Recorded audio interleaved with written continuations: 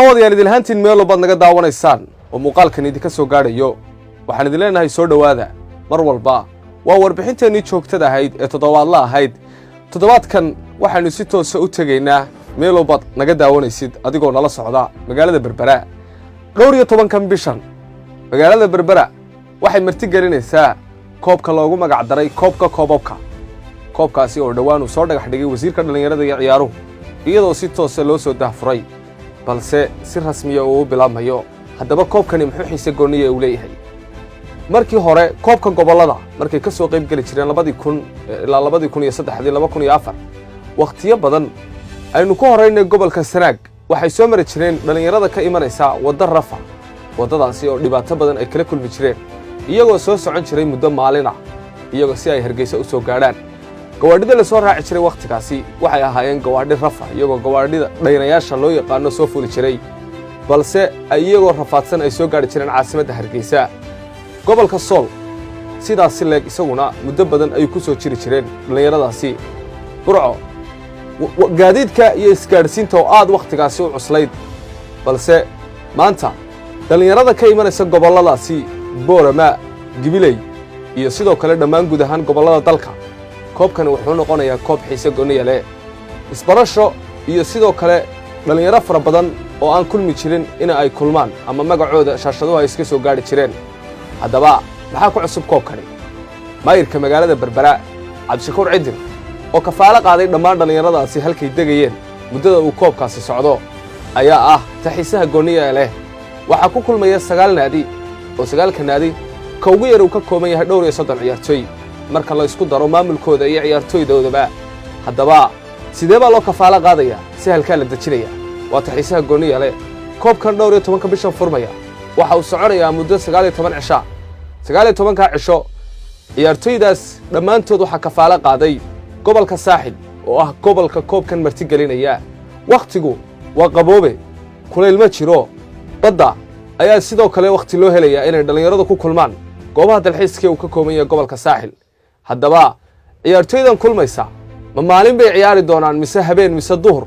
iyadoo ognahay in cadceed la ciyaari jiray waqtiga uu kuleyl ugu kulushahay cadceedu haddaba way ka baaqsadeen ciyaartoydani laba ciyaarood baa dhacaya maalintii sida loo qorsheeyay habeenkii waxa dhici doonta ciyaar galabtiina waxa dhici doonta ciyaar Berbera waxay nasiib u heshay oo ay taariikhda ku galaysaa inay noqoto garoonkii ugu horeeyay la iftiimiyo goor habeenimana kubad lagu ciyaaro guud ahaan Somaliland taariikhdaasi Berbera ayay u gashay iyadoo habeenimo la ciyaari doono si toosana loo daawan doono waa waqti qaboobaab ay ku soo beegmeen koobkani xiriirka kubadda cagta Somaliland ayay taariikhda u galaysaa inay markii ugu horeysay koobka sameeyaan haddaba yaa ka soo qayb galaya warbixinteeda inagoo ku guda jirnaa waxaynu eegaynaa 9 kooxood iyo ciyaartoy caan ka ahaa caasimadda oo aan koobka nasiib u helin inay ciyaaraan ama ay ka dheelaan koobkani caasimadda Berbera ee Saaxil haddaba maxaa ku cusub waxa ka qayb galaya 9 kooxood oo ka kala imanaya dhammaan gobolada aynu ku horeynaa caasimadda Hargeysa waxa ka imanaya 3 kooxood waa 2 kooxood ee heerka koobaad u qaaday u kala galay horyaalka waa kooxdii ku guuleysatay iyo kooxda kaalinta labaad gashay waa Goodir Hargeysa iyo sidoo kale dawladda hoose Hargeysa waxa ka soo qayb galaya kooxdii iyaduna ku guuleysatay koobka xiriirka oo ah FA Cup-ka waxa ku xiga waa Gibiley aynu tagno kooxda Goodir ee Gibiley oo iyaduna koobkaasi qaaday ayaa iyaduna ka imanaysa Boorama kooxda dawladda hoose oo dhawaan ku guuleysatay horyaalkaasi ayaa ka imanaysa haddana aynu tagno gobolka Saaxil waxa iyadu gobolka uu marti gelinayo ah ka ciyaaraysa ama kooxda ku matalaysa ay noqonaysa kooxda Goodir Berbera burco waxa ka imanaysa kooxda maaliyadda sidoo kale gobolka Sool ama gobolka Daraawiishta aynu raahne waxa ka imanaya kooxda Gaashaan oo iyadu ku guuleysatay horyaalkaasi waxa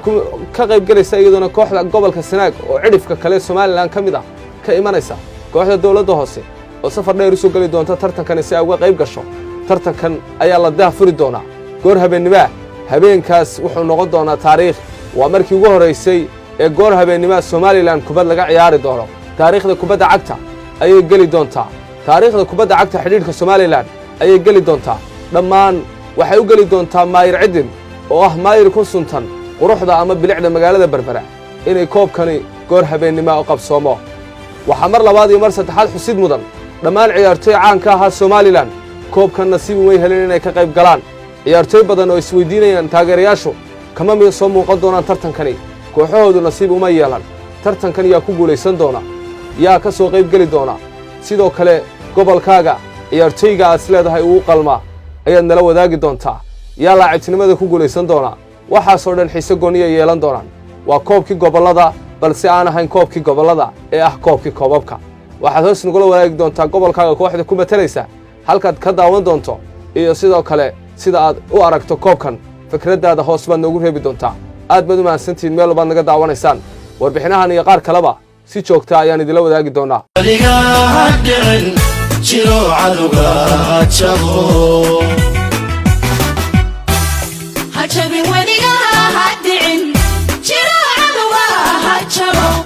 عجب وليها دعن جلو عدوها